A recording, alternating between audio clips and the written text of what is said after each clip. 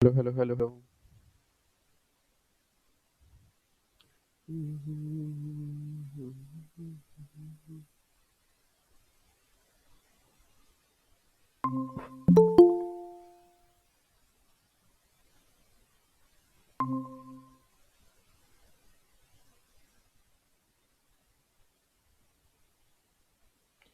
Good afternoon जी, good afternoon.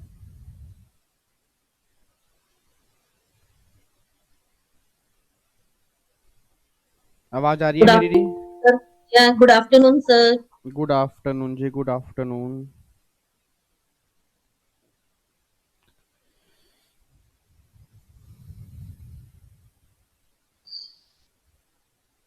Sir query पूछूं मैं? एक सेकंड बस, अभी स्टार्ट करते हैं। 2 मिनट, बच्चों को एक बार ऐड कर लूं। अच्छा अच्छा।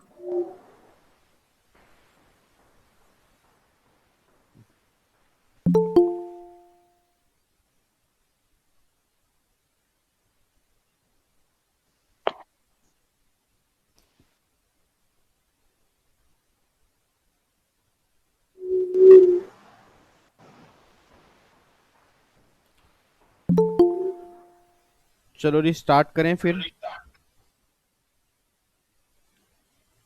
एक बार मुझे फटाफट से ना पहले तो ये बताओ चैट बॉक्स में, लास्ट सेशन में ना मैंने मेरे ख्याल से कुछ टारगेट दिया था आपको। Good afternoon sir. Good afternoon जी, राम से। क्या हुआ? गुस्से में नहीं बोलना। Ashwini. Hello. Hello. Good afternoon. Good good afternoon afternoon जी। Sir, good afternoon. Good afternoon जी। लास्ट सेशन मेरे ख्याल से लास्ट सेशन में ना मैंने कुछ आपको टारगेट दिया था जीएसटी का। तो कोई बताएगा वो टॉपिक कौन कौन से थे? एक तो मेरे ख्याल से था रजिस्ट्रेशन का टॉपिक था। And composition scheme sir. And composition scheme, ठीक है। कंपोजिशन। एक कॉम्पोजिट स्कीम का था और एक था रजिस्ट्रेशन का। ठीक है। आप पहले तो मुझे ये बताओ कि पहले रिवीजन करें या पहले हम डाउट लें? सर पहले रिवीजन करते हैं। पहले रिवीजन करते हैं। यस सर, पहले रिवीजन, अच्छा। पक्का उसके बाद पक्का, डाउट। क्योंकि ये क्वेश्चन मैंने एग्जीक्यूटिव वाले सेशन के अंदर पूछा था, उन्होंने अच्छे से आज तैयारी नहीं की थी। तो आपकी तैयारी अगर पूरी है तो पहले रिवीजन करेंगे। हाँ सर, रिवीजन इज ठीक ठीक रहेगा। है। रुचि ने कहा सर डाउट, हिमांशु ने कहा है रिवीजन, और नाजिया ने भी कहा है रिवीजन। ओके। चलो जी, पहले फिर रिवीजन ही स्टार्ट करते हैं। आयुषी ने भी कहा है सर पहले रिवीजन ही कर लेते हैं। ठीक है। रीना ने कहा है as you wish. Oh my God sir, आपकी जैसे मर्जी। चलो जी, तो पहले रिवीजन कर लेते हैं फटाफट, उसके बाद फिर आपके जो भी डाउट्स होंगे वन बाय वन हम डाउट लेने डिस्कस करेंगे। ठीक है जी। तो बताओ जी, फिर हम रिवीजन किस बच्चे से स्टार्ट करें? कहाँ से स्टार्ट करें बताओ जी, जो खुद बताना चाहता हो। पहला क्वेश्चन हम उससे पूछेंगे। नाम लिखो जी फटाफट से चैट बॉक्स में, किससे स्टार्ट करें रिवीजन? शालिनी ने कहा है सर मुझसे स्टार्ट कर सकते हो। Okay Shalini.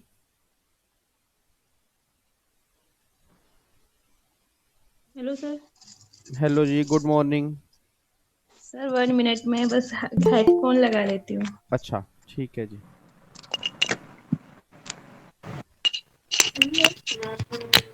Hello sir. Hello. Hello. हाँ जी sir. Good morning. Good morning जी, गुड मॉर्निंग। स्टार्ट करें आपसे रिवीजन। हाँ जी हाँ जी। चलो, टॉपिक कौन कौन से दिए थे? Sir composition scheme and registration. किस टॉपिक में से क्वेश्चन पूछें बताओ। सर रजिस्ट्रेशन में से पूछ लीजिए। कंपोजिशन में सर मुझे एक दो डाउट्स हैं, बट वैसे तो पता है पूरा, बट फिर भी थोड़ा सा एक दो डाउट्स हैं मुझे कंपोजिशन। ठीक है, चलो कॉम्पोजिट से ही पूछते हैं। अच्छा ठीक है, ठीक पूछ है। लीजिए। पहले तो मुझे बताओ, कॉम्पोजिट स्कीम जो हम लेते हैं, कॉम्पोजिट स्कीम क्या हर पर्सन को मिल जाती है या उसके लिए कुछ कंडीशंस होती हैं? कुछ कंडीशंस होती हैं सर। क्या कंडीशन होती हैं? सर पहली बात कि उसका जो प्रीवियस ईयर में टर्नओवर हो वो एक सर्टेन लिमिट तक हो, जैसे कि स्पेसिफाइड जो स्टेट्स हैं उसमें 75 लाख। और जो बाकी अदर स्टेट्स हैं उसमें 150 लाख उसका इतना ठीक है। टर्नओवर होना अच्छा, चाहिए। और जो आपने मुझे ये टर्नओवर बताई 150 लाख और 75 लाख, तो क्या हर हम्म केस में ये लिमिट सेम रहती है, या ये लिमिट अभी कुछ चेंज भी हुई है कुछ? मतलब किसी केस में क्या चेंज हुई है या लिमिट सेम ही है ये वाली? तो वही मुझे क्वेश्चन पूछना था हैंडीक्राफ्ट के बारे में, मुझे थोड़ा सा उसका नॉलेज नहीं था। नहीं नहीं, बाकी एक हैंडीक्राफ्ट की बात नहीं कर रहा। मैं ये कहना चाह रहा हूँ हम्म कि जो 150 और 75 लाख की लिमिट है, तो हम्म जब भी हम जीएसटी की बात करते हैं, या तो हम गुड्स की सप्लाई करेंगे, या हम हम्म सर्विस की सप्लाई करेंगे, या गुड्स एंड सर्विस हम दोनों की सप्लाई एक साथ करेंगे। हाँ तो सर, जो ये उसके आपने केस में लिमिट अलग है, बोली जैसे है। हाँ। गुड हैंड सर्विस के केस में अगर आपका 10% टर्नओवर है या फिर 50 लाख है, वो 5 लाख है, तो जो भी हायर होगा उसके बेस पे हमको मतलब वो मिल जाएगी स्कीम। अच्छा, आप जो मुझे भी एक बात हायर बता। होगा उतना आप। होना चाहिए, मतलब आपका प्रीवियस ईयर में हम्म टर्नओवर अगर जैसे आप गुड और सर्विस दोनों कर रहे हैं, तो हम्म। जो भी आपका टोटल टर्नओवर है उसका 10% और 5 लाख वहां तक लिमिट्स, मतलब क्या कहते हैं, आप अवेल कर सकते हैं। नहीं, वहां तक लिमिट मैं किसके लिए अवेल कर सकता हूँ? गुड्स के लिए, सर्विस के लिए? तो सर्विस के लिए और अगर मेरा काम ही सिर्फ मान लो गुड्स का है, तो उस केस में लिमिट कितनी होगी फिर? सर उस केस में तो नॉर्मल जो है 150 लाख अदर स्टेट और 75 लाख क्या कहते हैं बाकी के जो है, मतलब स्पेशल कैटेगरी स्टेट। और अगर सिर्फ सर्विस का है तो उसके लिए एक नया आया है जिसके लिए 50 लाख से वो है टर्नओवर लिमिट, ठीक है, सिर्फ बहुत बढ़िया। सर्विस की। बहुत बढ़िया शालिनी, वेरी गुड। पंकज। ठीक है। Good afternoon sir. Good afternoon जी, क्या हाल चाल है? सर बढ़िया, आप कैसे हो? मैं अच्छा हूँ जी, बहुत अच्छा हूँ। सर अभी ठीक है हाथ में? हाथ तो यार अभी प्लास्टर है, अभी ये तो चलता रहेगा। चलो ओके आप सर, बताओ। मेरा क्वेश्चन यस आपसे सर। ये है कि अगर कोई पर्सन मान लो गुड्स की मैन्युफैक्चरिंग कर रहा है और साथ में सर्विस भी देना चाहता है, यस सर। तो क्या वो, पहली बात तो क्या वो कॉम्पोजिट स्कीम ले सकता है या ले ही नहीं सकता? सर ले सकता है, बट सर्विस देने की सिर्फ एक लिमिट है। जो 10% ऑफ टर्नओवर होगा मैन्युफैक्चरिंग का, हम्म या फिर 5 lakh rupees whichever is higher, hmm. उतनी तक की वो सर्विस दे सकता है। ठीक है। अच्छा, एक बात ध्यान रखना, ये अब जो मुझे आंसर दे रहे हैं ना, पहली कंडीशन ये है कि आपकी वीडियो ऑन होनी चाहिए। जो आंसर नहीं सर दे रहे मेरी उनकी बात नहीं है, बट जो आंसर दे रहे हैं उनकी वीडियो ऑन जरूर होनी चाहिए, कि मुझे पता लगे कि क्या एक्सप्रेशन है उनके। ठीक है। हाँ सर पंकज मेरी देखो। ऑन है। हाँ, अब आप खुश हो रहे हो ना, स्माइल पास करो, yes. Yes sir. Second question मेरा ये है कि अगर मान लो कोई पर्सन सिर्फ सर्विस देना चाहता है, मतलब वो गुड्स की सप्लाई नहीं करना चाहता, सिर्फ सर्विस देना चाहता है, तो क्या सर्विस देने वाला भी कॉम्पोजिट स्कीम ले सकता है? सर उसके लिए पहले एक नोटिफिकेशन आया था, हम्म। अब उसी को सेक्शन में कन्वर्ट कर दिया गया है। सेक्शन नंबर सर कौन सा उसके है? लिए 10(2)(a) है सर शायद। ठीक है, बहुत बढ़िया। सर उसके लिए 50 लाख की लिमिट्स है। हम्म सर जो भी रेस्टोरेंट सर्विसेज के अलावा जो हम्म सर्विस प्रोवाइडर्स हैं, हम्म वो ये स्कीम ले सकते हैं अगर हम्म। उनका टर्नओवर प्रिसीडिंग फाइनेंशियल ईयर में 50 लाख था तो। बहुत बढ़िया, वेरी गुड। आपसे मेरा अगला क्वेश्चन है कि यस जब ये सर। हम 50 लाख की लिमिट काउंट करते हैं, यस सर। तो एग्रीगेट टर्नओवर में क्या हम सारी सप्लाई काउंट करते हैं, कुछ एक्सक्लूजन भी होते हैं? सर उसमें एक्सक्लूजन तो सर सबसे पहले ये है कि जो हम लोन या एडवांस प्रोवाइड कर रहे हैं और उस पे जो कंसीडरेशन है वो इंटरेस्ट या डिस्काउंट मिल रहा है, ठीक है। तो सर वो सर्विसेज में काउंट नहीं होते हैं सर। ठीक है, बहुत बढ़िया। सर उसके बाद बस और कोई यही एक्सक्लूजन नहीं है है? सर। कोई ये है। जीएसटी, मान लो अगर जीएसटी है या सेस है, तो क्या ये हमें एग्रीगेट टर्नओवर में ऐड करना होता है या माइनस करना होता है? नहीं सर, ये एग्रीगेट टर्नओवर में ये काउंट नहीं होता है सर, जीएसटी सेस तो। इसके अलावा कोई एक्सक्लूजन? इसके अलावा तो सर कोई एक्सक्लूजन अगर कोई इनवर्ट सप्लाई आरसीएम में कवर है, वो भी ऐड कर RCM, दूं? yes, RCM. नहीं सर, ये सब तो मतलब एग्रीगेट टर्नओवर के ही डेफिनेशन में है ना। जो जो उसमें नहीं आता है हाँ वो हाँ। सब इसमें आता है। मतलब जैसे उसमें भी जीएसटी सेस ये सब नहीं आता है, हम्म। और उसमें भी इनवर्ट सप्लाई वाला नहीं आता है, तो एग्रीगेट टर्नओवर के हिसाब से वो एक्सक्लूजन है। ठीक है, बाकी बहुत स्पेसिफिकली ये इंटरेस्ट और डिस्काउंट वाला एक्सक्लूजन है सर। बहुत बढ़िया, वेरी गुड, बहुत बढ़िया जी। Thank you sir. अगला मेरा क्वेश्चन है Amisha. Yes sir. Good afternoon जी। आपको भी सर गुड आफ्टरनून। मेरा क्वेश्चन ये है कि मान लो अब एग्रीगेट जो टर्नओवर है वो हमारी 150 लाख भी है और 75 लाख भी है। आपकी दो टर्नओवर है ना। अब 75 लाख की स्पेसिफाइड स्टेट में है और 150 लाख आपकी नॉर्मल लिमिट है। तो मेरा क्वेश्चन ये है कि अगर एक पर्सन है उसकी दोनों स्टेट में ब्रांचेस हैं। मेरी आवाज आ रही है आपको मीशा? यस सर आ रही है आपकी आवाज। हाँ तो पहले वीडियो ऑन करो। हाँ अब ठीक है। सर मेरी वीडियो ऑन है। ठीक है ठीक है ठीक है। तो मेरा क्वेश्चन ये है कि अगर मान लो किसी पर्सन की एक ब्रांच है नॉर्मल स्टेट में और दूसरी ब्रांच जो है वो स्पेसिफाइड स्टेट में है। तो अगर मैं इन दोनों की एग्रीगेट टर्नओवर काउंट करूंगा तो एग्रीगेट टर्नओवर में 150 के बेस पे निकालूंगा या 75 के बेस पे निकालूंगा? 75 के बेस में, क्योंकि वो स्पेसिफिक प्रिवेल ओवर जनरल। ठीक है बहुत बढ़िया। मतलब आप ये कहना चाह रहे हो कि अगर कोई ब्रांच मेरी स्पेसिफाइड स्टेट में आ गई तो लिमिट मेरी 75 लाख हो जाएगी। Yes sir. ठीक है बहुत बढ़िया। अच्छा एक बात मुझे और बताओ, अब जो पर्सन कॉम्पोजिट स्कीम लेते हैं तो क्या वो इंटर स्टेट सप्लाई कर सकते हैं नहीं कर सकते? सर इंटरस्टेट सप्लाई नहीं कर सकते पर वो परचेज जरूर कर सकता है। अच्छा इंटर स्टेट परचेज कर सकते हैं। हाँ परचेज कर सकते हैं। और एग्रीगेट टर्नओवर में क्या हम इंटर स्टेट काउंट करते हैं? यस सर काउंट करते हैं। सर इसमें एक था ना कि एक क्वेश्चन देखा था मैंने। उसमें क्या था कि इंटरस्टेट को जब काउंट करने लगे तो उसके बाद वो बोल दिया आंसर में कि वो कंपोजिशन स्कीम के लिए एलिजिबल ही नहीं है। वो मेरे ख्याल से आपने मुझे तो क्वेश्चन ऐसा भेजा थोड़ी ना था। होता है। हाँ भेजा था मैंने। हेलो। यस सर मैंने भेजा था आपको। हाँ तो मैं वही आपको बता रहा हूँ कि इंटर स्टेट जो हम काउंट करते हैं एग्रीगेट टर्नओवर में, इंटर स्टेट जैसे हमें टर्नओवर जो काउंट करनी होती है पिछले साल की टर्नओवर हमें काउंट करनी होती है। अब पिछले साल की हम एलिजिबिलिटी के लिए काउंट करेंगे तो पिछले साल तो आप इंटर स्टेट सप्लाई कर सकते हो। हाँ कर सकते हैं। ठीक है। जब उसकी टर्नओवर में काउंट करूंगा तो इंटर स्टेट भी काउंट करूंगा। बट अगर मैंने अब कॉम्पोजिट स्कीम ले ली है उसके बाद मैं इंटर स्टेट सप्लाई नहीं कर सकता। हाँ ठीक है उसके बाद नहीं कर सकते। हाँ तो जो आपने क्वेश्चन भेजा ना उसके अंदर उन्होंने ये एज्यूम किया हुआ है कि अगर ये पर्सन पिछले साल इंटर स्टेट सप्लाई कर रहा है तो ऑब्वियस ही बात है वो अगले साल भी करेगा।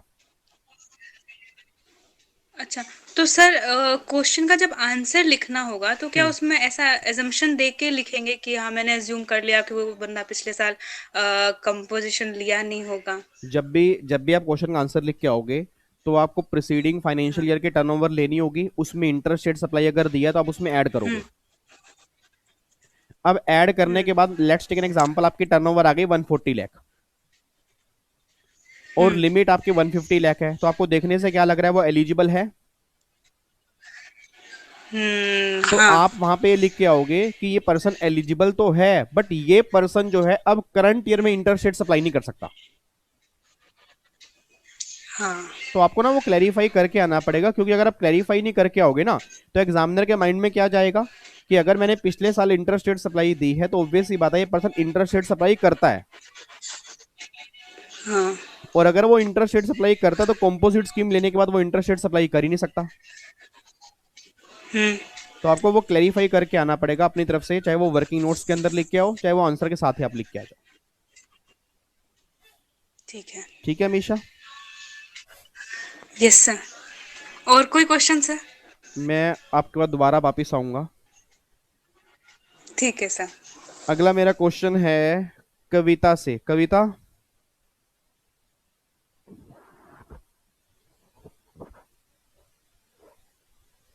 कविता ओ माय गॉड, बच्चा माइक क्यों नहीं कर रहा। चलो जी Ruchi. Yes sir. Good afternoon जी। Good afternoon sir. रिवीजन करके आए हो? हाँ सर। चलो बहुत बढ़िया। मेरा क्वेश्चन आपसे ये है कि अगर कोई पर्सन कॉम्पोजिट स्कीम ले लेता है तो उसके ऊपर कौन कौन सी रिस्ट्रिक्शन लग जाती है? सर वो पहले तो इंटरस्टेट सप्लाई नहीं कर सकता, ठीक है आईटीसी नहीं ले सकता, ठीक है और कैजुअल टैक्सेबल पर्सन और एनआरटीपी उन लोग के लिए कंपोजिशन स्कीम नहीं है। ठीक है, और देख के नहीं बताना। नहीं सर। हाँ,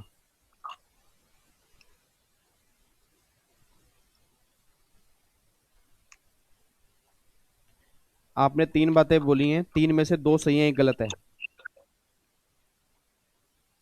आईटीसी तो अवेल नहीं कर सकता, बिल्कुल सही बोल रहा है। और वो और उससे पहले आपने कौन सा पॉइंट बोला है? इंटरस्टेट सप्लाई नहीं कर सकता, वो भी बिल्कुल सही है। फिर आपने कौन सा पॉइंट बोला है? कैजुअल टैक्सेबल पर्सन और नॉन रेसिडेंट टैक्सेबल पर्सन, वो दोनों के लिए कंपोजिशन स्कीम नहीं ले सकते वो दोनों। ये क्वेश्चन गलत है।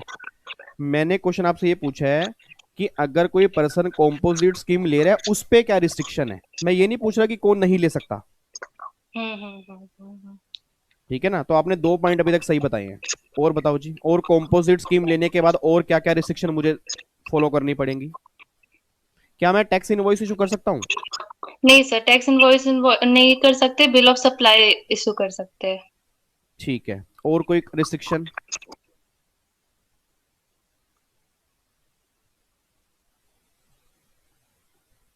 एग्जाम दिसंबर में ही है ना? Yes sir. हाँ जी, कौन बताएगा मुझे और रिस्ट्रिक्शन जी? सर वो रीना? अपनी शॉप के बाहर, सर वो अपनी शॉप के बाहर उसको मैंडेटरी लिखना पड़ेगा कि वो कॉम्पोजिट स्कीम के अंदर है।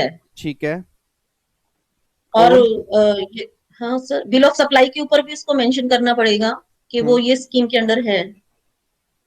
कॉम्पोजिट स्कीम के अंदर है। हाँ जी। ठीक है, बहुत बढ़िया। और जी, और रिस्ट्रिक्शन और भी अभी हैं? क्या वो कस्टमर से टैक्स कलेक्ट कर सकता है? नहीं नहीं नहीं कर सकते। नहीं कर सर सकता। ईसीओ वाला पॉइंट भी है। ईसीओ वाला पॉइंट छाया क्या है? सर इलेक्ट्रॉनिक कॉमर्शियल के थ्रू भी अपना वो नहीं कर सकता, मतलब कि उसके थ्रू भी बिजनेस नहीं कर सकता।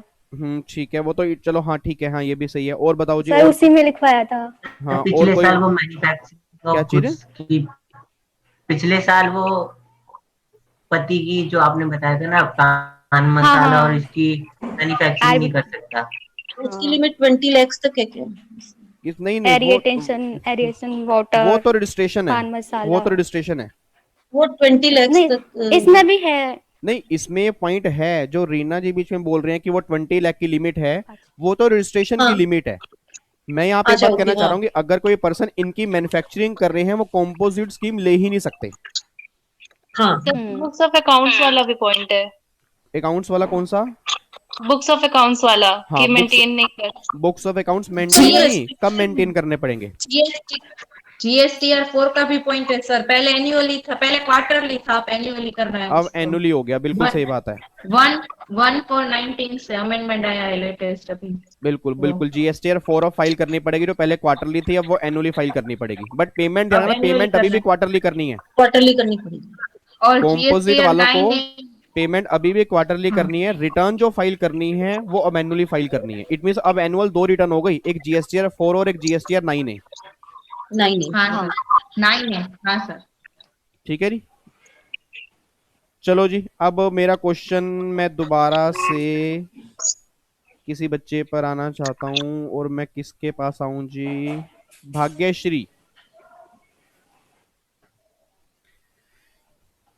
भाग्यश्री, माइक ऑन करो जी फटाफट से।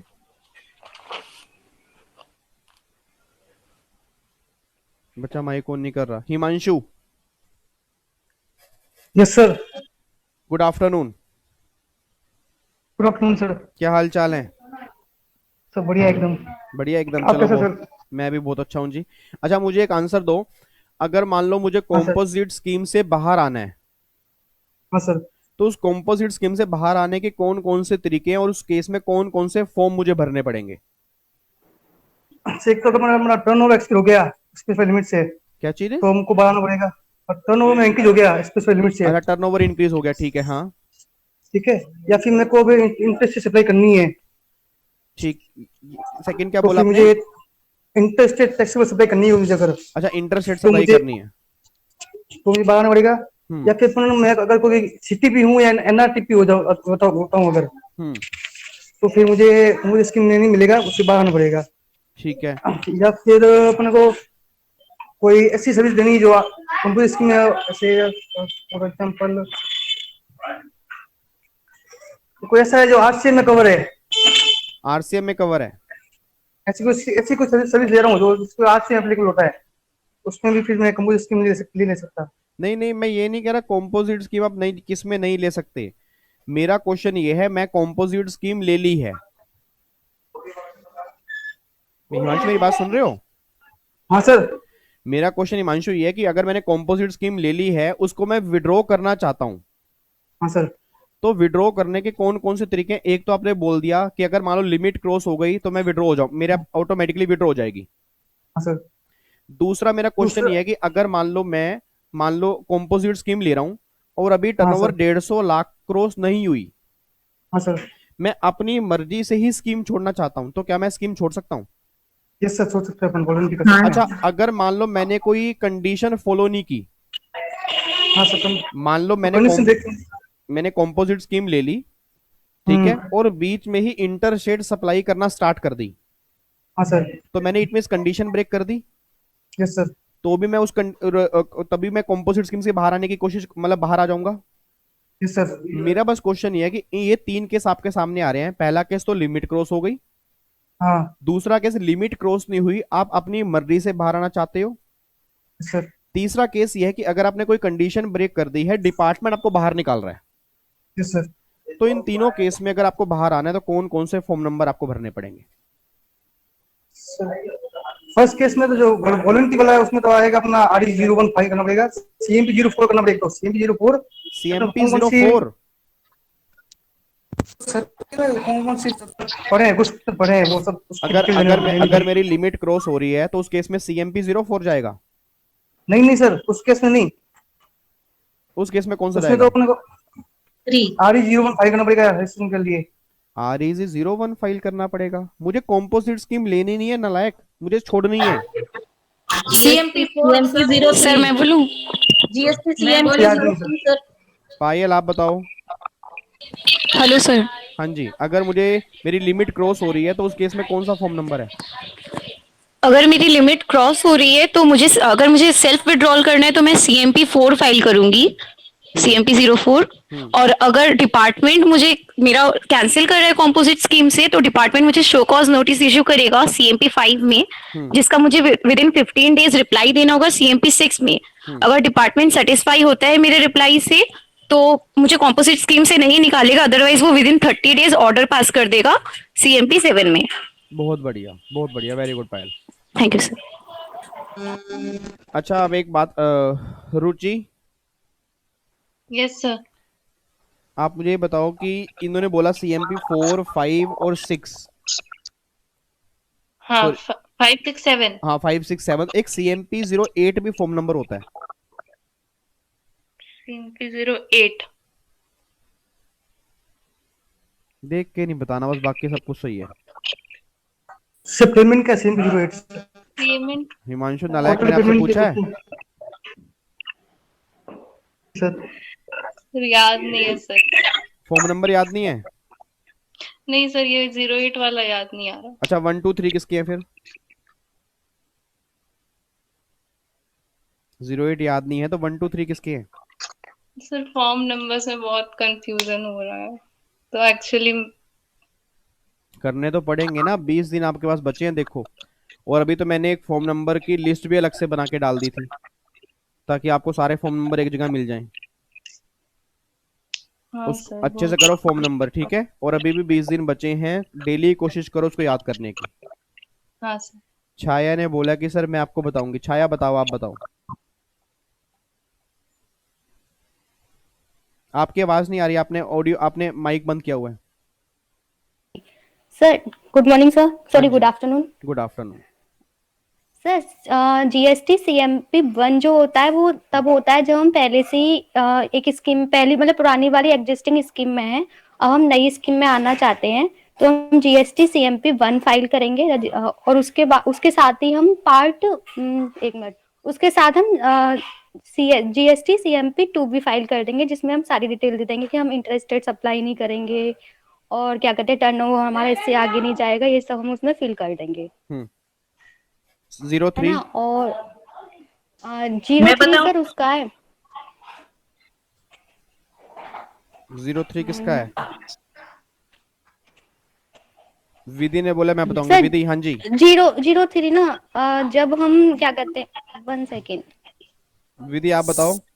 सर स्टॉक डिटेल्स देनी होती है उसमें हमें अपनी, ताकि पता चले कि कंपोजिट स्कीम में जा रहे हैं तो अपने पास कितना स्टॉक है क्या नहीं है। स्टॉक डिटेल्स के लिए। 02 किसका है? सर नॉर्मल स्कीम में से कंपोजिट स्कीम में जाने के लिए। और 01 जीएस 01 मैंने गलत लिखा। वो पुरानी स्कीम में से नई स्कीम में सर, पहले तो थे ही पुराने लॉ में, फिर नए लॉ में जो है उसके लिए सीएमपी 01। ठीक है। और एक REC 01 फॉर्म नंबर भी होता है, वो कब भरना पड़ता है फिर? वो सर रजिस्ट्रेशन के लिए, जब हम कंपोजिट स्कीम में रजिस्टर्ड होने जा रहे हैं, जब फ्रेश रजिस्ट्रेशन होने जा रहा है, फ्रेश रजिस्ट्रेशन होने जा रहा है तब। ठीक है। सीएमपी 01 वो जो होता ही है, लेकिन ओल्ड में से न्यू में आते हैं तब। ठीक है, बहुत बढ़िया, वेरी गुड। अब सही आंसर मुझे मिले। हाँ जी रुचि, क्या कह रहे हो? 08 किसका है आपने जो पूछा? 08 तो पेमेंट का है। अच्छा, ठीक है, पेमेंट के लिए। हाँ सर स्टॉक डिटेल जो है वो 2 में देते हैं। स्टॉक डिटेल आपकी 3 में जाती है। Okay sir. ठीक है, चलो जी। अब एक बार फटाफट से बस छोटी सी मैं रिवीजन एक बार रजिस्ट्रेशन के टॉपिक की भी ले लेता हूँ। ठीक है, मैं पहला नाम किसका लूं?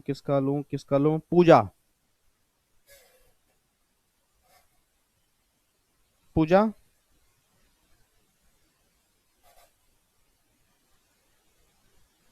बच्चा माइक ऑन नहीं कर रहा। Mukul. Yes sir, good afternoon sir. Good afternoon जी। मेरे को फटाफट से ना रजिस्ट्रेशन की लिमिट्स कौन कौन सी हैं वो बता दो कि किस किस स्टेट में कौन कौन सी लिमिट है। सर एक तो सेक्शन 22 में लिमिट्स है, वो है मणिपुर, नागालैंड, त्रिपुरा, सिक्किम। इन 4 स्टेट में अगर आप सप्लाई ऑफ गुड करो या सप्लाई ऑफ गुड सर्विसेज करो या गुड एंड सर्विसेज करो, अगर एग्रीगेट टर्नओवर 10 लाख से ऊपर गया आपका, तो आपको रजिस्ट्रेशन कराना पड़ेगा। इसके बाद अरुणाचल प्रदेश, मेघालय, सिक्किम, उत्तराखंड, पुडुचेरी, तेलंगाना। सिक्किम तो आपने उसके अंदर ही बोल दिया पहले में भी। अरुणाचल प्रदेश, मेघालय, मिजोरम। अरुणाचल प्रदेश, मेघालय, सर मिजोरम है, मिजोरम, मणिपुर, नागालैंड, त्रिपुरा है 10 लाख वाली में। अच्छा। अरुणाचल प्रदेश, मेघालय, सिक्किम, उत्तराखंड, पुडुचेरी, तेलंगाना, ये है अगर सप्लाई गुड करो चाहे सर्विस करो, चाहे गुड एंड सर्विस करो। अगर 20 लाख से ऊपर गया एग्रीगेट टर्नओवर तो रजिस्ट्रेशन करा लेना। इसके बाद जितने भी अदर स्टेट्स आ जाते हैं उनमें आपको अब देखना पड़ेगा, अगर आप खाली सप्लाई ऑफ गुड करते हो, खाली सप्लाई ऑफ गुड, तो उस केस में अगर एग्रीगेट टर्नओवर 40 लाख से ऊपर गया तो रजिस्ट्रेशन कराना है। बट एक्सेप्शन बनाई है, 3 लोगों को 20 लाख से ऊपर जाने पर ही एग्रीगेट टर्नओवर का रजिस्ट्रेशन कराना है, पान मसाला, टोबैको, आइसक्रीम वालों को।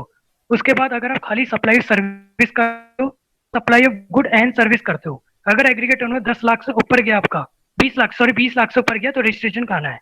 इसके बाद एक अमेंडमेंट आई थी कि अगर आप खाली सप्लाई ऑफ गुड करते हो प्लस आपको क्या कहते हैं कोई डिपॉजिट या लोन्स है, उस पर कुछ इंटरेस्ट भी मिल रहा है अगर आपको, या डिस्काउंट मिल रहा है, तो आपको वो डीम्ड सप्लाई ऑफ गुड मान के चलना है, इंटरेस्ट या डिस्काउंट को। और डीम्ड सप्लाई ऑफ गुड्स मानकर आपको लिमिट जो लगानी है वो 40 लाख वाली लिमिट लगानी है, 20 लाख वाली नहीं लगानी है।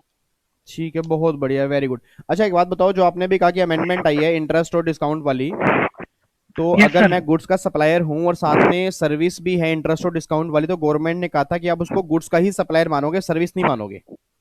ये बस लिमिट के लिए है बस। हाँ, बट जब मैं एग्रीगेट टर्नओवर काउंट करूंगा तो क्या उस सप्लाई में ये इंटरेस्ट डिस्काउंट आएगा नहीं आएगा?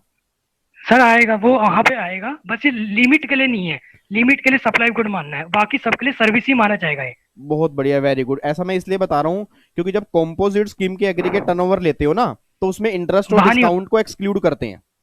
यस सर, वहां मना है। बट जब रजिस्ट्रेशन के एग्रीगेट टर्नओवर लेते हो उस टाइम इसको इंक्लूड करते हैं। यस सर, बिल्कुल बिल्कुल। वेरी गुड मुकुल, बहुत बढ़िया। Hello sir. Hello sir. हाँ जी शालिनी। सर मेरे को यही वाला पॉइंट समझना था कि इंटरेस्ट और डिस्काउंट का ना समझ में नहीं आ रहा था मुझे, यही वाला अमेंडमेंट्स। ये अमेंडमेंट ये कहता है कि जैसे मान लो मैं गुड्स का सप्लायर हूं, अब ऑब्वियस सी बात है, जैसे मान लो मैं गुड्स की सप्लाई कर रहा हूं, अब इंडिया में हाँ जितने जी। भी लोग गुड्स वाले होंगे उनकी बैंक में एफडी तो होगी, लोन तो चल रहा होगा, तो इंटरेस्ट या डिस्काउंट नॉर्मली उनके पास आता हाँ है। जी। जैसे इंटरेस्ट का पॉइंट तो उनके पास हर केस में आएगा। अब होता पता क्या था कि जैसे मैं गुड्स की डीलिंग कर रहा हूं और मेरी टर्नओवर 35 लाख है और साथ में इंटरेस्ट मान लो 1 या 2 लाख का है। अब इंटरेस्ट कवर हो गया सर्विस में और मेरा काम नॉर्मली गुड्स का है। अच्छा। तो गवर्नमेंट ये बात ठीक है बोलती सर। थी कि इसके लिए हम 40 लाख की लिमिट चेक नहीं करेंगे, इसके लिए लिमिट हम चेक करेंगे 20 लाख की, क्योंकि 40 लाख की लिमिट तब मिलती है जब एक्सक्लूसिव गुड्स हो। सर बट इंटरेस्ट तो हमारी डायरेक्ट इनकम हो गई ना, वो तो डायरेक्ट टैक्स में जाना नहीं चाहिए, नहीं वो नहीं तो हमारे इन्वेस्टमेंट है। इंटरेस्ट इनकम तो आपकी डायरेक्ट टैक्स की है, वो तो वहां टैक्सेबल होगा। बट जब बैंक ने आपको लोन दिया या आपने किसी को लोन दिया, वो सर्विस में कवर है ना जीएसटी में। आपको पता हो एग्जम्पशन की एंट्री नंबर 27, तो वो आपकी सप्लाई ऑफ सर्विस में कवर है। सर वो बिजनेस थोड़ी ना कर रहे हैं, वो रेयरली तो दे रहे हैं कि मतलब रेयरली भी दे रहे हैं तो भी काउंट होगा वो। क्या चीज है? मतलब जैसे कि हमने किसी बंदे को मतलब ऐसी 20 लाख दे दी, ये थोड़ा ना हमारा उसका लोन देने का बिजनेस ही है। अगर बिजनेस है तो काउंट करेंगे या नहीं नहीं नहीं नॉर्मल? नहीं, आपका चाहे बिजनेस हो या ना हो, अगर आपने किसी को लोन भी दिया है वो बात अलग है, वो आपके इन द कोर्स और फर्दरेंस ऑफ बिजनेस में नहीं है, ठीक है, तो वो वहां से बाहर निकल जाएगा। बट अगर वो सप्लाई में कवर हो गया तो फिर वो सर्विस की सप्लाई माना जाएगा। जैसे बैंक है, बैंक का तो बिजनेस ही है ना। मेरा सिर्फ कहने का मतलब ये है कि पहले प्रॉब्लम ही आती थी कि उस इंटरेस्ट के चक्कर में 40 लाख की लिमिट मिल नहीं पाती थी। अच्छा। अब 90% लोग तो इंडिया में ऐसे हैं जो इस केस में कवर होते होंगे। तो सभी लोगों ने गवर्नमेंट से डिमांड की कि भैया इंटरेस्ट और डिस्काउंट को तुम अलग लेके चलो। अगर इंटरेस्ट डिस्काउंट थोड़ा बहुत है भी, तुम उसको गुड्स की ही सप्लाई में कवर करो, तुम सर्विस में काउंट मत करो। अच्छा। तभी गवर्नमेंट ने अमेंडमेंट किया कि हम सिर्फ लिमिट देखने के लिए कि 40 लाख या 20 लाख, सिर्फ लिमिट देखने के लिए हम इंटरेस्ट और डिस्काउंट को इग्नोर कर देंगे। ठीक है सर। अब जब वो 40 लाख की लिमिट में आ गया, फिर जब 40 लाख की एग्रीगेट टर्नओवर काउंट करेंगे ना, उसमें इंटरेस्ट और डिस्काउंट आपको इंक्लूड करना पड़ेगा। Okay sir. ठीक है। तो अगर आपको लिमिट देखनी है, किसको लिमिट कितनी मिलेगी, 20 लाख या 40 लाख, उसके लिए इग्नोर करना है। जब ये पता लग जाएगा कि लिमिट 40 लाख की मिलेगी, तो फिर 40 लाख की जब एग्रीगेट टर्नओवर काउंट करोगे ना, उसमें इंटरेस्ट और डिस्काउंट आपको लेना पड़ेगा। ठीक है। ठीक है, जबकि कॉम्पोजिट स्कीम में हम नहीं लेते। बस सिर्फ रजिस्ट्रेशन की लिमिट चेक करते टाइम पे वो है एग्रीगेट टर्नओवर, उसके टाइम पे लेना है बस। बिल्कुल बिल्कुल बिल्कुल। ठीक है शालिनी। ठीक है सर। ठीक। Okay, thank you sir. Okay जी। अच्छा, अगला मेरा क्वेश्चन है मयंक।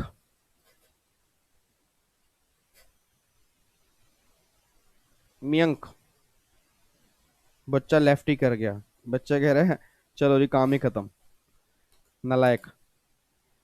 अच्छा, अब मैं किससे पूछूं? अश्विनी जी से पूछता हूं जी। अश्विनी,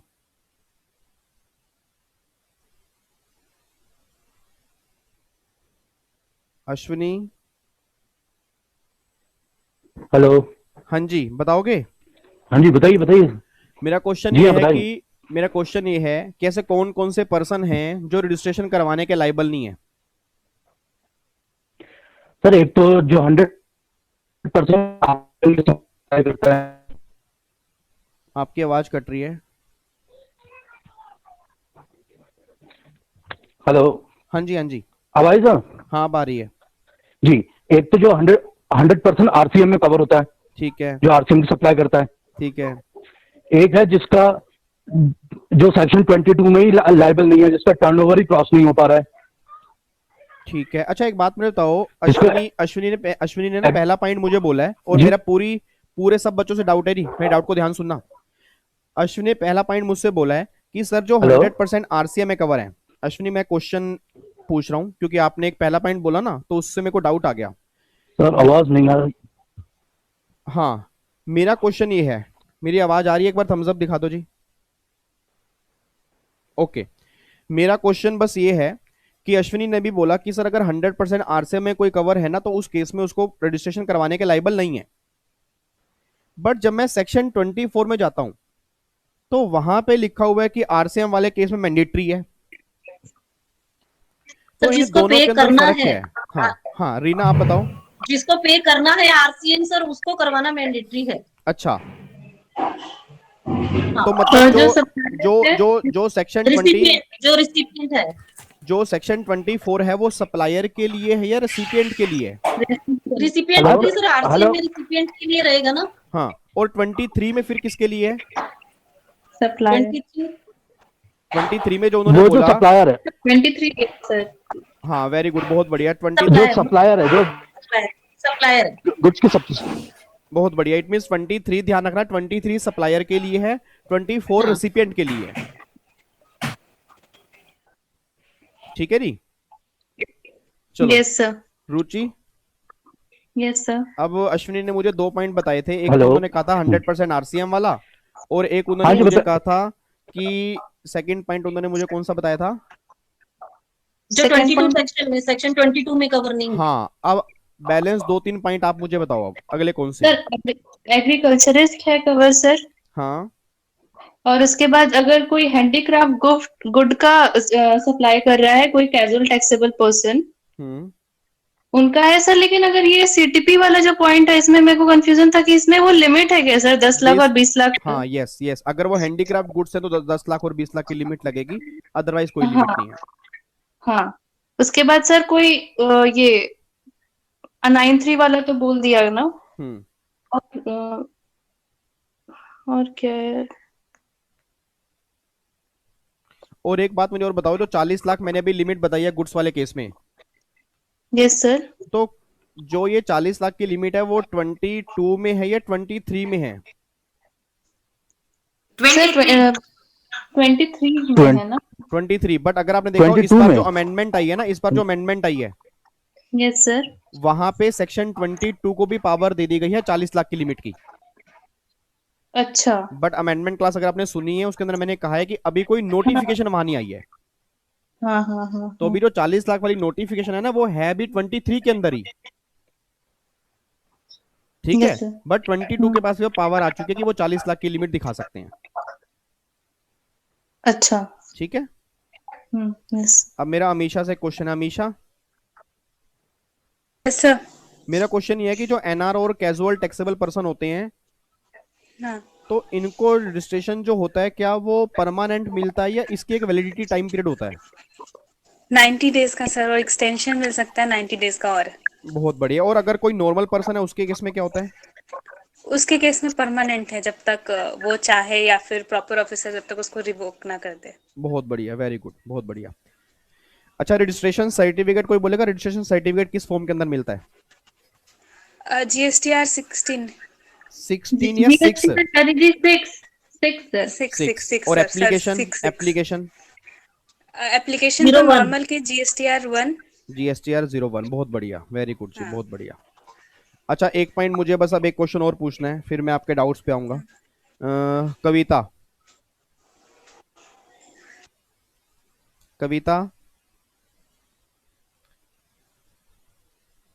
पायल, आप बताओ। Yes sir. मेरा क्वेश्चन ये है कि सेक्शन 24 में कुछ लोग ऐसे हैं जिनको रजिस्ट्रेशन करवाना मैंडेटरी है।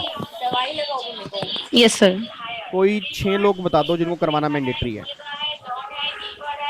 सर रेसिपिएंट जिसको आरसीएम में पे करना पड़ता है tax, casual taxable person, NRTP, e commerce operators, ठीक है, e-commerce operators, then सर अगर कोई इंटरस्टेट सप्लाई कर रहा है, interstate supply, right, then input service distributor. नहीं, पहले मेरे क्वेश्चन का आंसर पूरा दो। इंटरस्टेट सप्लाई में किसी की भी करूं, मुझे करवाना 24 में ही पड़ेगा, या गुड्स और सर्विस की सप्लाई कर रहा हूं तो देखना पड़ेगा? Sir interstate supply, sir repeat the question please. मेरा क्वेश्चन ये है कि इंटरस्टेट सप्लाई को हर केस में 24 में मैंडेटरी है या सर्विस वाले केस में मैंडेटरी है? इंटरस्टेट सप्लाई में सर हर केस में मैंडेटरी है। हर केस में?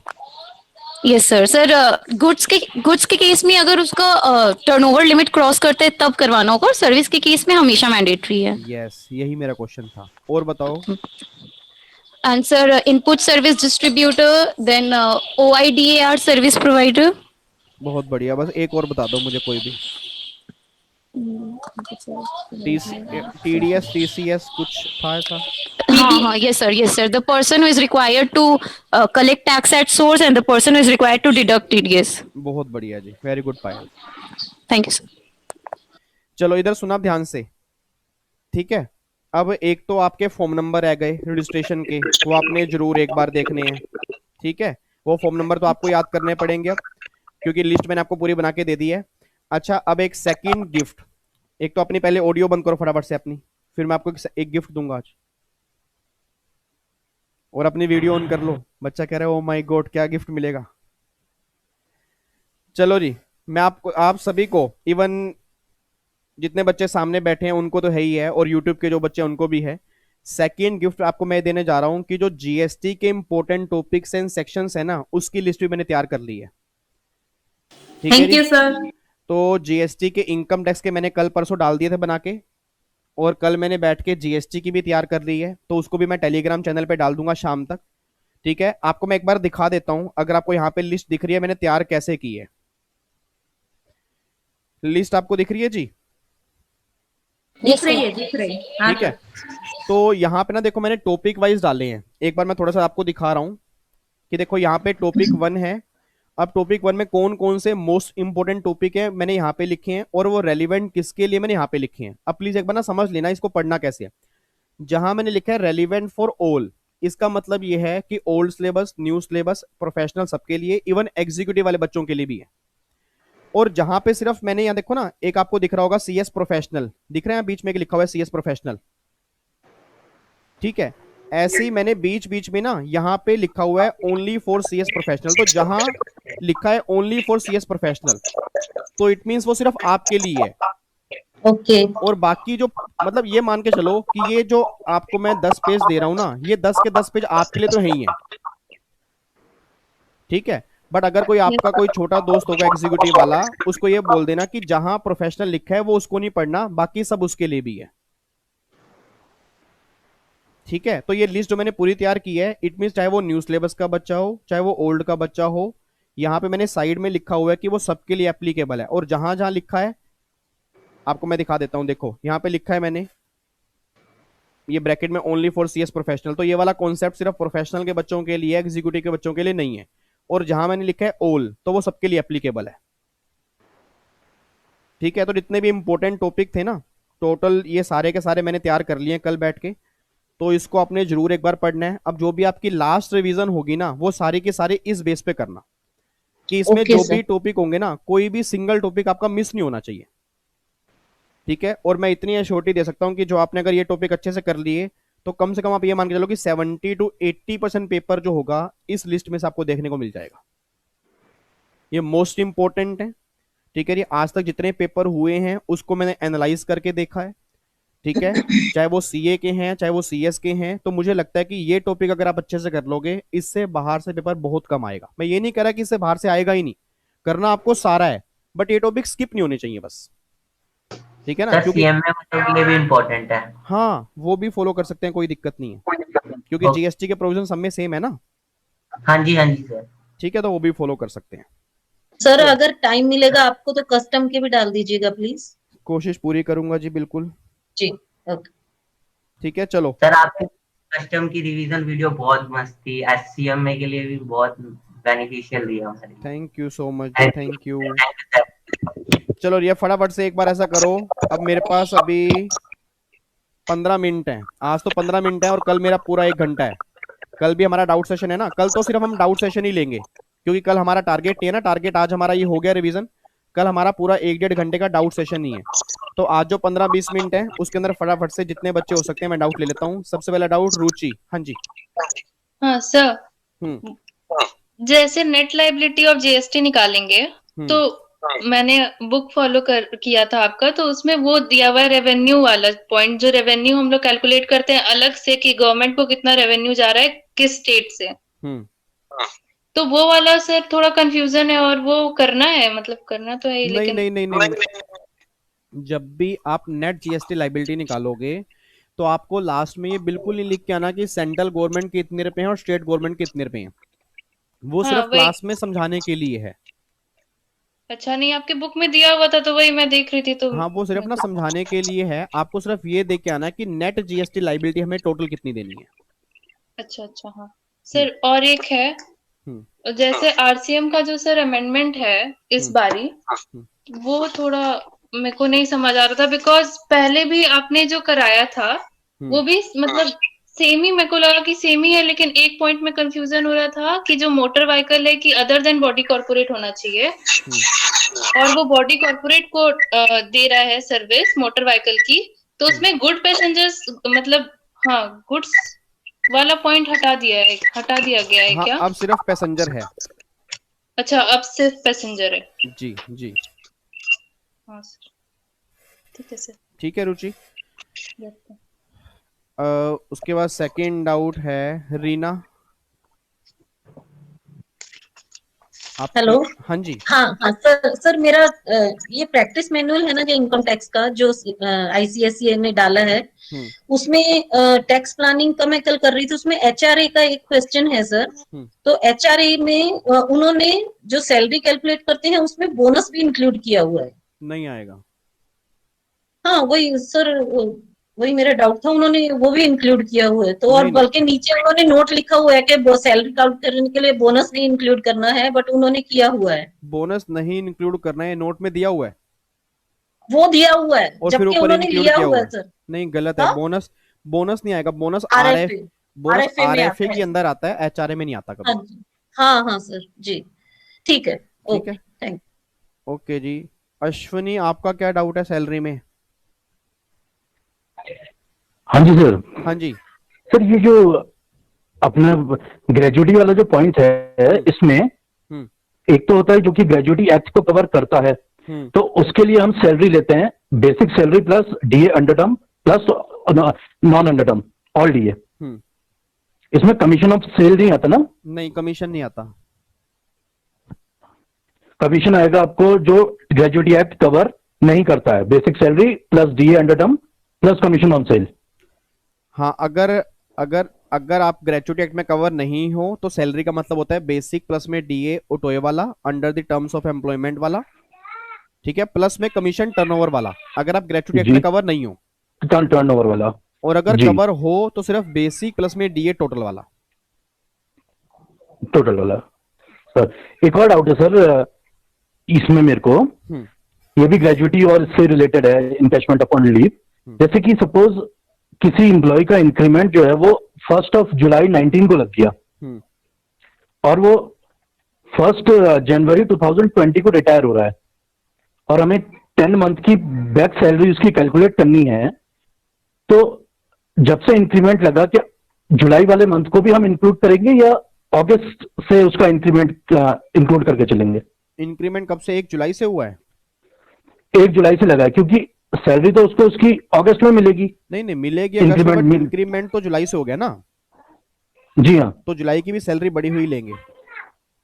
अच्छा, वो भी इंक्लूड करके चलेंगे। जी जी जी, थैंक यू सर, यही 2 डाउट थे मेरे तो सैलरी। ओके जी, थैंक यू सर। पायल कह रही है कि सर नेक्स्ट डे रिवीजन का टॉपिक दे दो।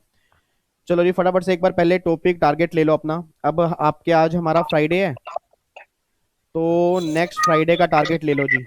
अब टारगेट में ध्यान रखना, ज्यादा दूंगा क्योंकि अब एग्जाम को सिर्फ ये लगा लो 20 दिन रह गए हैं। हाँ जी सर। ठीक है, तो आपका नेक्स्ट फ्राइडे का टारगेट है, एक तो आपका चैप्टर हो गया, चैप्टर आपका हो गया आईटीसी का चैप्टर हो गया हमारा। नहीं, बाकी है सर। एक तो आपका चैप्टर हो गया आईटीसी का। हो गया सर, ये आईटीसी हो गया सर, सबसे पहले आईटीसी ही करा था हमने। अच्छा, आईटीसी हो गया सर, एक बार करा दो ना फिर से अच्छे से। चलो एक बार आईटीसी के भी रिवीजन करके आना, क्योंकि मोस्ट इंपोर्टेंट है, उसके भी 1-2 क्वेश्चन पूछ लूंगा। वैल्यूएशन हो गया? हाँ सर हो गया। एक तो आईटीसी हो गया जी। दूसरा फिर आप यहाँ पे लिख लो टैक्स इनवॉइस वाला चैप्टर। Okay sir. ठीक है, फिर पेमेंट ऑफ जीएसटी वाला chapter. Okay. Return under GST. और एक लास्ट चैप्टर आप यहाँ पे लिख लो, रिटर्न हो गया, payment input service distributor. Okay. ठीक है जी, एक बार दोबारा बोल रहा हूँ, आईटीसी, टैक्स इनवॉइस वाला, और एक पेमेंट वाला, रिटर्न वाला और input service distributor. Done sir. Sir ये वैल्यूएशन कभी हुआ? वैल्यूएशन हमारा पहले स्टार्टिंग में हुआ होगा। लास्ट वाला हुआ था, वैल्यूएशन का था। बीच में गैप आ गया था काफी, तो हाँ, गैप से जस्ट पहले जो हुआ था वैल्यूएशन का हुआ था। हाँ, आज सुबह एग्जीक्यूटिव में भी था वो। ठीक है जी। हाँ। चलो अच्छा, अब मेरे को डाउट ले लेता हूँ मैं। अमीशा, क्या डाउट है आपका? सर कंपोजिशन में डाउट था। हाँ।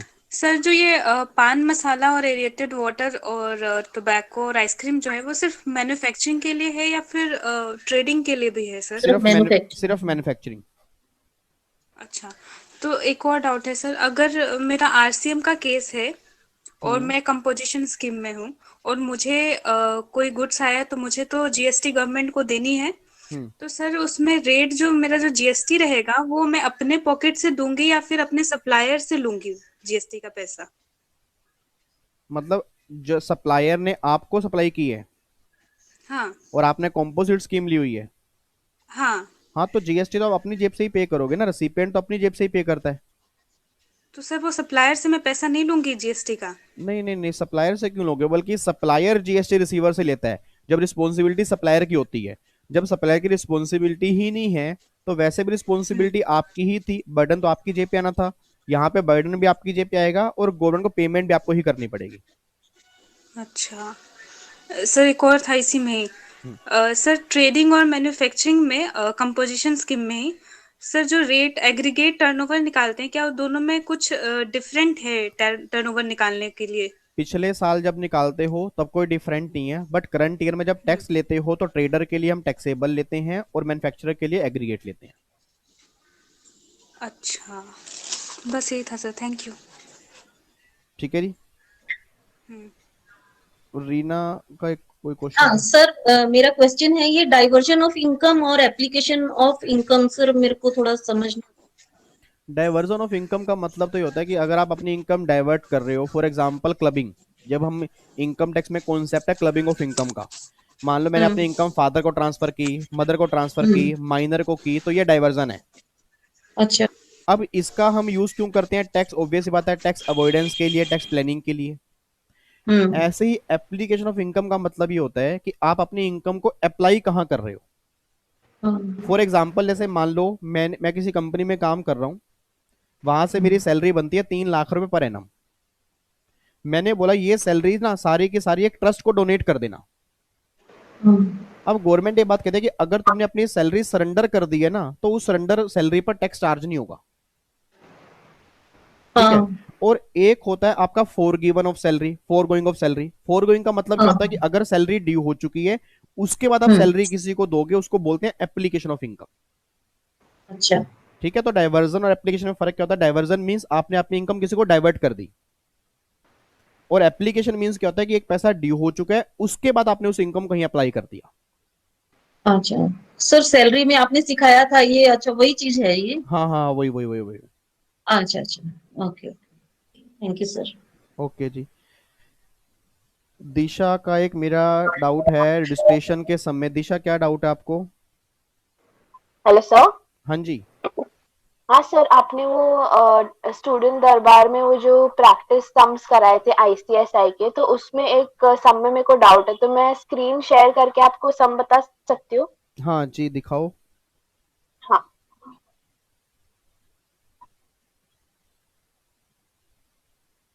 सर, ये वाले सम में इसमें 20 लाख लिया है कि वो एक्सीड हो गया है, तो इसीलिए उसको रजिस्ट्रेशन लेना पड़ेगा।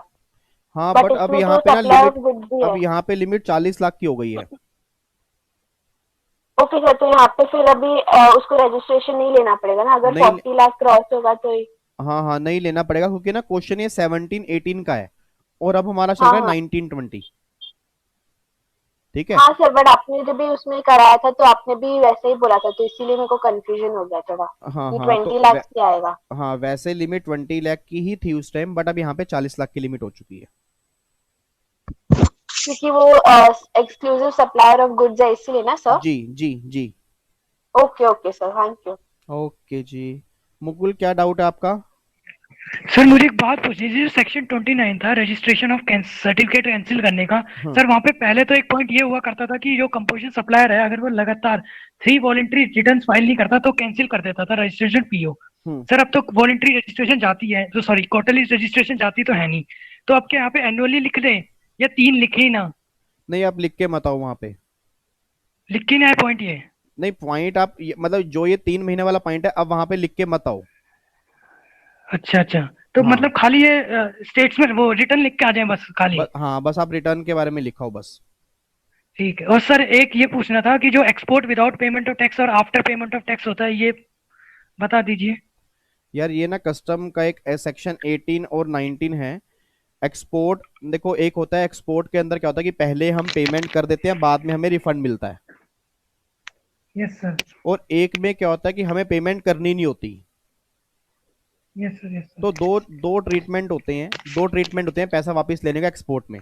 एक ट्रीटमेंट तो क्या होता है कि पहले गवर्नमेंट कहती है भैया तुम एक्सपोर्ट कर रहे हो, उस पर हमें टैक्स पे कर दो, बाद में फिर प्रोसीजर फॉलो करना और रिफंड तुम्हें मिल जाएगा।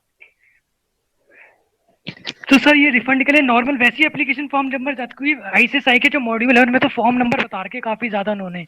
वो सारे फॉर्म नंबर आपको याद नहीं करने।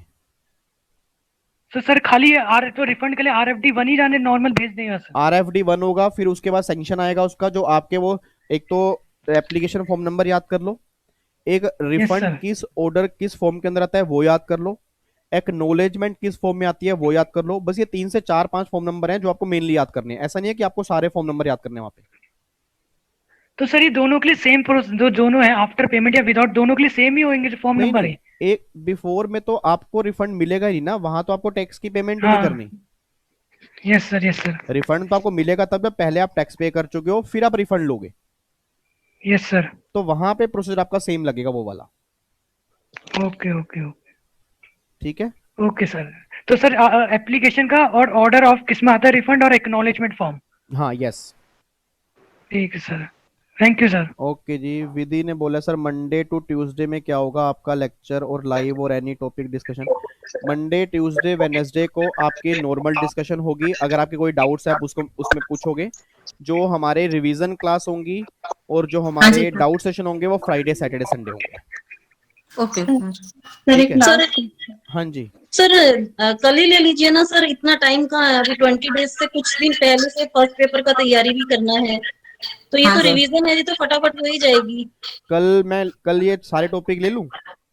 हाँ ले लीजिए ना सर, रिवीजन तो हो ही जाएगी, थोड़ा ही पढ़ना है रिवीजन में। हाँ सर, हो जाएगा। फटाफट हो जाएगा सर। सारे मत लीजिए सर, प्रैक्टिकल के डाउट्स नहीं आ पाएंगे सर, कल मत लीजिए। ऐसा करते सर हैं, ऐसा करते हैं कल मैं 2 टॉपिक ले लेता हूँ। एक तो टैक्स इनवॉइस वाला टॉपिक, हाँ सर, ठीक है, और एक पेमेंट अंडर GST वाला, ये 2 टॉपिक कल ले लेता हूँ। और फिर कल मैं आपको कुछ टॉपिक और बता दूंगा जो मैं हफ्ते के बीच में ले लूंगा कभी। ओके सर आप प्रैक्टिकल सम भी थोड़ा थोड़ा दो तो फिर उसका भी प्रैक्टिस हो जाए। हाँ वो मैं आपका जो प्रैक्टिकल सम देखो मेनली जो बनेंगे वो वैल्यूएशन हो गया, ITC हो गया, रजिस्ट्रेशन के एग्रीगेट टर्नओवर हो गया, ISD सप्लाई में से क्वेश्चन हो गया, ISD हो गया, इनमें से प्रैक्टिकल सम बनेंगे। बाकी जो का वो नॉर्मली प्रोविजन बेस होगा। हाँ सर। ठीक है, तो कल की क्लास, कल तो हमारा पेमेंट हो गया, तो पेमेंट वाले में से प्रैक्टिकल क्वेश्चन बन सकता है, तो कल मैं एक आधा प्रैक्टिकल क्वेश्चन भी दे दूंगा। हाँ ठीक है जी, 2 टॉपिक कर लेंगे ना सर? हाँ कल आपके 2 टॉपिक है, इनवॉइस और पेमेंट। सर अब डेली टारगेट दे ही दिया करो, हम कर ही लेंगे, फिर तो सब कंप्लीट होगा नहीं। हाँ क्योंकि सर रिवीजन ही तो करना है ना। हाँ सर। ठीक है सर एक लास्ट क्वेश्चन है, टाइम है तो? हाँ बोलो सर। एक प्लेस ऑफ सप्लाई का क्वेश्चन है कि तरुण बुक से राउंड ट्रिप है, तरुण बुक से round trip for Ahmedabad, Punjab, Bangalore, Punjab, फिर से अहमदाबाद। अच्छा। with a stopover at Bangalore. तो the tickets are booked with Bangalore based airline. तो ये तो एक कंटिन्यूअस जर्नी विद स्टॉपओवर हो गया, तो इसका प्लेस ऑफ सप्लाई कैसे निकलेगा? तो इसके अंदर प्लेस ऑफ सप्लाई जो होगा वो अहमदाबाद होगा, लोकेशन ऑफ सप्लायर तो बेंगलोर है। बेंगलोर है तो ये तो स्टार्ट तो अहमदाबाद से कर रहा है और बीच में बेंगलोर में स्टॉपओवर है। हाँ नहीं, बीच में बेंगलोर में तो स्टॉपओवर है, बट जो आपका अहमदाबाद है, पंजाब है, बेंगलोर है, और उसके बाद क्या है? पंजाब फिर अहमदाबाद। हाँ तो यहाँ पे लोकेशन ऑफ सप्लायर कहाँ की है? बेंगलोर की है ना। हाँ और प्लेस ऑफ सप्लाई इसका अहमदाबाद निकल के आएगा, स्टार्टिंग पॉइंट ये जो है आपका last story.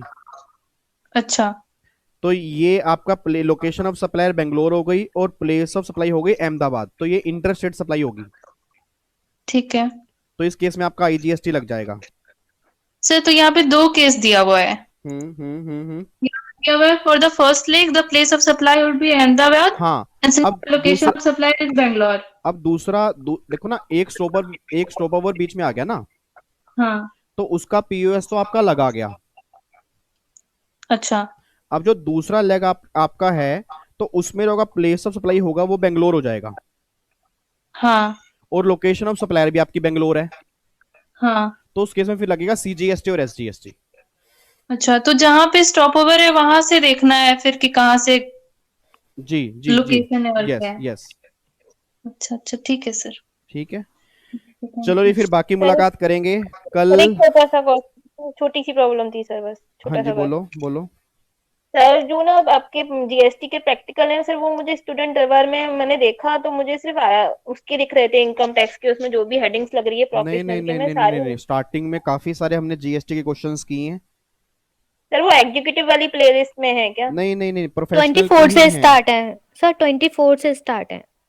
Okay, thank you Chhaya, thank you ठीक सर। है, चलो फिर बाकी मुलाकात करते हैं जी कल। और उसकी मीटिंग आईडी भी आपके पास आ चुकी है, तो जो भी आपके डाउट्स होंगे कल हम डिस्कस करेंगे, और कल 2 टॉपिक हम रिवीजन करेंगे। ठीक है जी। थैंक और यू सो बाकी मच सर। ये जो थैंक यू सेक्शन की सर। लिस्ट है Okay, sir, जीएसटी thank की, you. उसको मैं जो जीएसटी के सेक्शन की लिस्ट है उसको शाम को टेलीग्राम चैनल से आप डाउनलोड कर लेना। ठीक है, Okay, ओके sir. जी, bye sir. Bye, Thank you. Thank you so much, Jai Hind, bye sir. Thank you, sir. Thank you sir, thank you. Bye bye.